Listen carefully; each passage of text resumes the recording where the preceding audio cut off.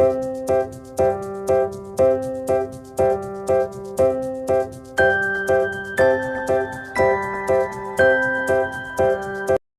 Guys, welcome back to my YouTube channel.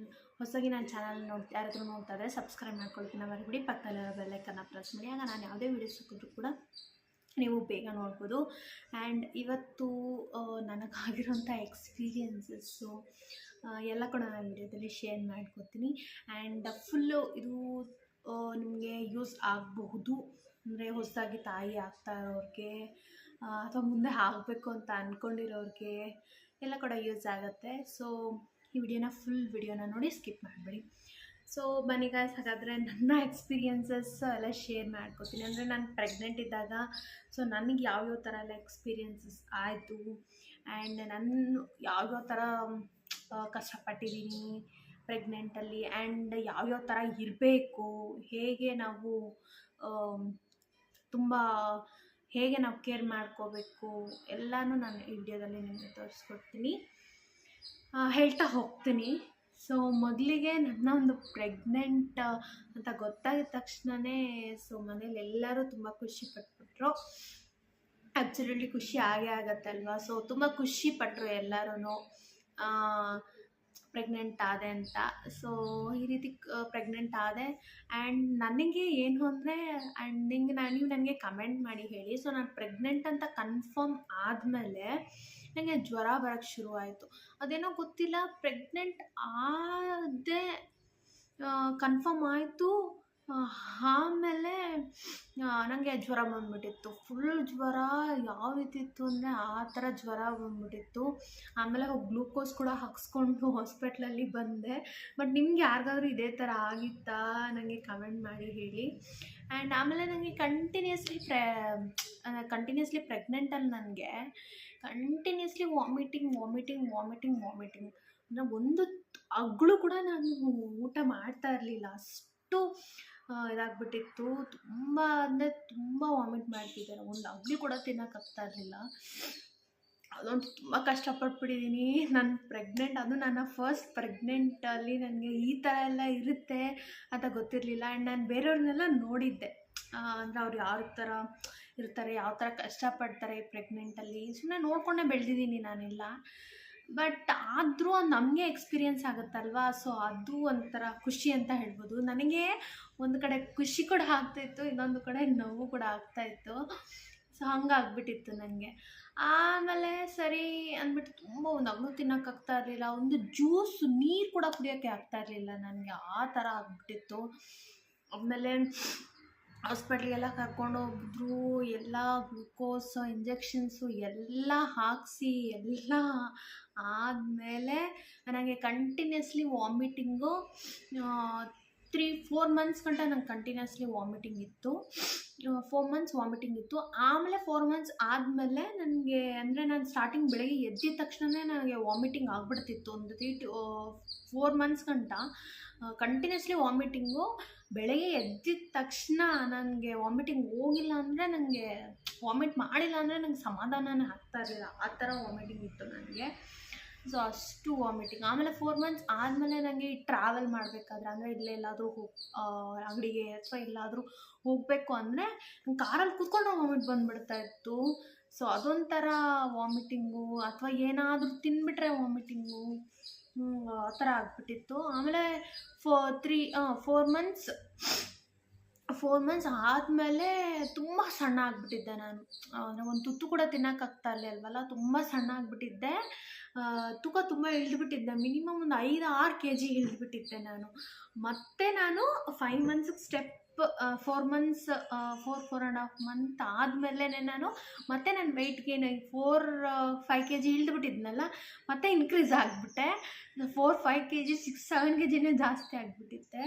So ಆಮೇಲೆ ಎಲ್ಲ ಚೆನ್ನಾಗಿ ತಿನ್ನೋಕ್ಕೆ ಶುರು ಮಾಡಿದೆ. ಆಮೇಲೆ ಎಲ್ಲ ತಿನ್ನೋಕ್ಕೆ ನಂಗೆ ಆಗ್ತಾಯಿತ್ತು, ಎಲ್ಲ ತಿನ್ನೋಕ್ಕಾಗ್ತಿತ್ತು. ಆಮೇಲೆ ಎಲ್ಲ ಏನೋ ಅಷ್ಟು, ಅಂದರೆ ಎಲ್ಲಾದರೂ ಟ್ರಾವೆಲ್ ಮಾಡಬೇಕಾದ್ರೆ ಅಥವಾ ಎಲ್ಲಾದರೂ ಹೋಗಬೇಕಾದ್ರೆ ಮಾತ್ರ ನನಗೆ ವಾಮಿಟಿಂಗ್ ಇತ್ತು. ಸೊ ಆ ಥರ ಇತ್ತು. ನಿಮಗೆಲ್ಲ ಯಾವ ಥರ ನೀವು ಈ ಪ್ರೆಗ್ನೆಂಟಲ್ಲಿ ಯಾವ ಥರ ಇದು ಮಾಡಿದ್ರಿ ಎಲ್ಲ ನನಗೇನಾದರೂ ಕಮೆಂಟ್ ಮಾಡಿ. ಅಂದರೆ ನೀವು ಯಾವ ಥರ ಇದೇ ಥರ ನನ್ನ ಥರನೇ ತುಂಬ ವಾಮಿಟಿಂಗ್ ಇತ್ತಾ ಅಥವಾ ಒಬ್ಬೊಬ್ಬರಿಗೆ ಹೇಳ್ತಾ ಇರ್ತಾರಲ್ವ. ಸೊ ಒಬ್ಬೊಬ್ಬರಿಗೆ 2 ಮಂತ್ಸ್ ಮಾತ್ರ ಇರುತ್ತೆ, ಒಬ್ಬೊಬ್ಬರಿಗೆ 5 ಮಂತ್ಸ್ ಗಂಟ ಇರುತ್ತೆ, ಒಬ್ಬೊಬ್ಬರಿಗೆ 9 ಮಂತ್ಸ್ ಗಂಟ ವಾಮಿಟಿಂಗ್ ಇರುತ್ತೆ ಅಂತ ಹೇಳ್ತಾ ಇರ್ತಾರಲ್ಲ. ಹಾಗಾಗಿ ಸೊ ನಿಮ್ಗೆ ಯಾವಾಗ ಎಲ್ಲಿ ಗಂಟ ಎಷ್ಟು ಮಂತ್ವರೆಗೂ ನಿಮಗೆ ವಾಮಿಟಿಂಗ್ ಇತ್ತು ಅಂತ ನಾನು ಕಮೆಂಟ್ ಮಾಡಿ ಹೇಳಿ. ಆ್ಯಂಡ್ ಈ ಥರ ಆಯಿತು. ಆಮೇಲೆ ಅದೇ ಥರನೇ ಎಲ್ಲ ಚೆನ್ನಾಗಿ ತಿನ್ನೋಕ್ಕೆ ಶುರುವಾದೆ. ಆ್ಯಂಡ್ ದಪ್ಪ ಕೂಡ ತುಂಬ ಚೆನ್ನಾಗಾದೆ. ಯಾವ ಥರ ದಪ್ಪ ಆದೆ ಅಂದರೆ ತುಂಬಾ ದಪ್ಪ ಆಗಿಬಿಟ್ಟೆ. ನಾನು ಎಷ್ಟು ಸಣ್ಣ ಇದ್ದೆ ಅಂದರೆ ನನ್ನ ಪ್ರೆಗ್ನೆಂಟಲ್ಲಿ ತುಂಬ ದಪ್ಪ ಆಗಿಬಿಟ್ಟೆ. ಆ್ಯಂಡ್ ಡಿಲವರಿ ಆದಮೇಲಂತೂ ನೋಡಿ ಯಾವ ಥರ ಇದ್ದೀನಿ ಅಂತ ದಪ್ಪ ಆಗಿಬಿಟ್ಟೆ. ಸೊ ಆಟೋಮೆಟಿಕ್ಕಾಗಿ ದಪ್ಪ ಆಗ್ತಾರೆ, ಏನು ಮಾಡೋದಕ್ಕಾಗೋದಿಲ್ಲ. ಸೊ ಆಮೇಲೆ ಡಿಲವರಿ ಆದಮೇಲೆ ಆಟೋಮೆಟಿಕ್ ದಪ್ಪ ಆಗಿಬಿಟ್ಟೆ. ಸೊ ಈ ಥರ ಎಲ್ಲ ಆಯಿತು ನಾನು ಪ್ರೆಗ್ನೆಂಟಲ್ಲಿ. ಆಮೇಲೆ ಎಲ್ಲ ಆಯಿತು.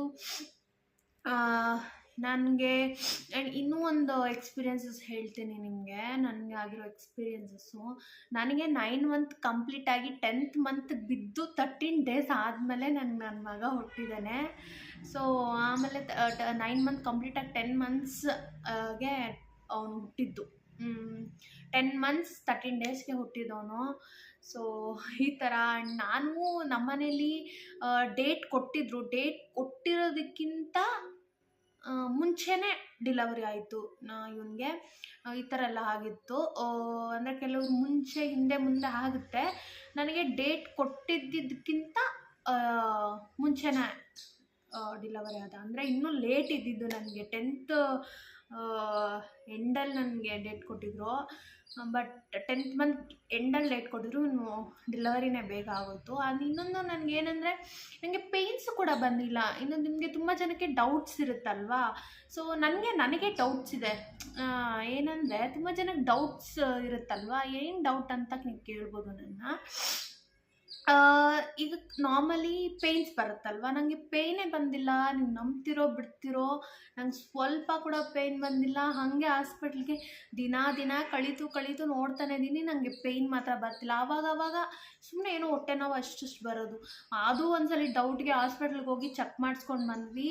ಆ ಡಾಕ್ಟರು ಅದನ್ನೇ ಹೇಳ್ತಾಯಿದ್ರು, ಇಲ್ಲ ಇನ್ನೂ ಟೈಮ್ ಇದೆ. ಸೊ ಮಗು ಇನ್ನೂ ಟೈಮ್ ಇದೆ, ಇನ್ನೂ 10 ಡೇಸ್ ಬಿಟ್ಕೊಂಡ್ಬನ್ನಿ ಅಂತ ಹೇಳ್ತಾಯಿದ್ರು. ನಾನು ವೆಯ್ಟ್ ಮಾಡಿ ನಾವು ವೆಯ್ಟ್ ಮಾಡ್ತಾನೆ ಇದ್ದೀವಿ. ಸರಿ ಹೊಟ್ಟೆ ನೋವು ಬರುತ್ತೆ, ಹೋಗ್ಲಿ ಪೇಯ್ನ್ಸ್ ಬರುತ್ತೇನೋ ಅಂತ ಕಾಯ್ತಾನೆ ಇದ್ದೀವಿ. ನನಗೆ ಯಾವ ಪೇಯ್ನೂ ಬಂದಿಲ್ಲ. 10th ಮಂತ್ ಕಂಪ್ಲೀಟಾಗಿ 13 ಡೇಸ್ ಆದಮೇಲೆ ನಂಗೆ ಪೇಯ್ನ್ ಬಂದಿಲ್ಲ. ಆಮೇಲೆ ನಾನು ಲಾಸ್ಟಲ್ಲಿ ಹಾಸ್ಪಿಟಲ್ಗೆ ಹೋದ್ವಿ. ಹಾಸ್ಪಿಟಲ್ಗೆ ಹೋದ್ಮೇಲೆ ಡಾಕ್ಟರ್ ಎಲ್ಲ ಚೆಕಪ್ ಮಾಡಿ, ಇಲ್ಲ ಇವ್ರಿಗೆ ಪೇಯ್ನ್ಸ್ ಇಂಜೆಕ್ಷನ್ನೇ ಹಾಕಬೇಕು ಅಂತ ಹೇಳಿದ್ರು.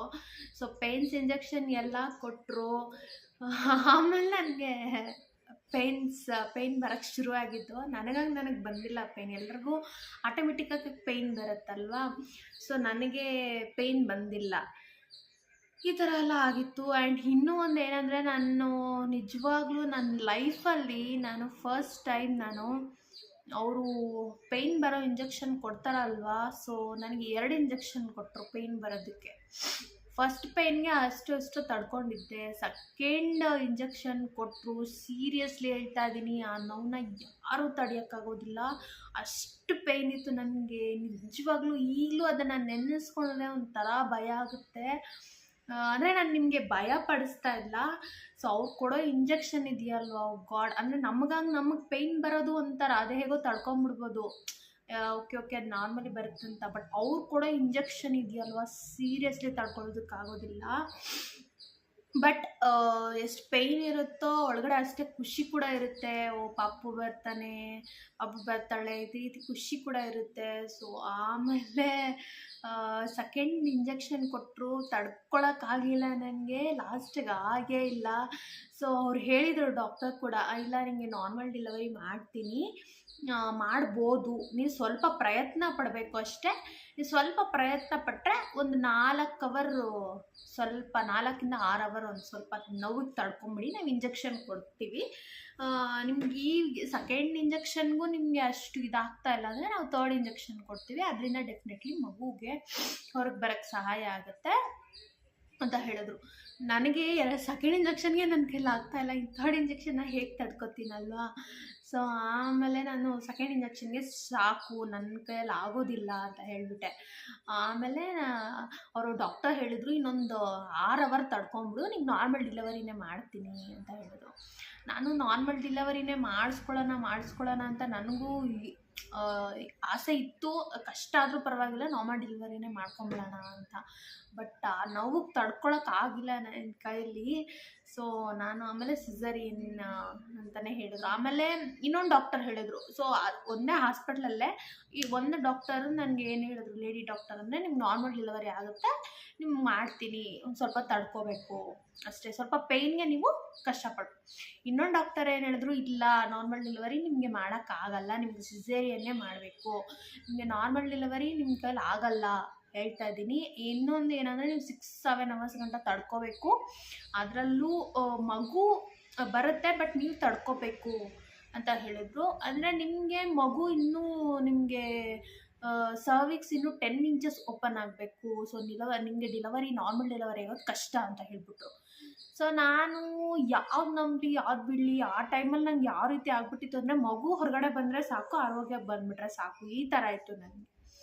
ಆಮೇಲೆ ಏನು ಮಾಡಿದೆ, ಸರಿ ಇಲ್ಲ ನಾನು ಸಿಸರಿನೇ ಮಾಡಿಸ್ಕೊಬಿಡ್ತೀನಿ ಅಂತ ಹೇಳಿದೆ ನಾನು. ಸೊ ಲಾಸ್ಟ್ಗೆ ಏನಾಯಿತು ಅಂದರೆ, ನಾನು ಓಕೆ ಅಂದ್ಬಿಟ್ಟು ಸಿಸೇರಿಯನ್ನೇ ಮಾಡಿಸ್ಕೊಂಡೆ. ಬಟ್ ಸಿಸೇರಿಯನ್ ಮಾಡಿಸ್ಕೊಂಡಿದ್ದು ಒಳ್ಳೇದೇ ಆಯಿತು ಅಂತ ನನಗನ್ಸುತ್ತೆ. ಯಾಕಂದರೆ ಈಗಿನ ಜನ್ರೇಷನಲ್ಲಿ normal delivery it's not A easy job ಅಂತ.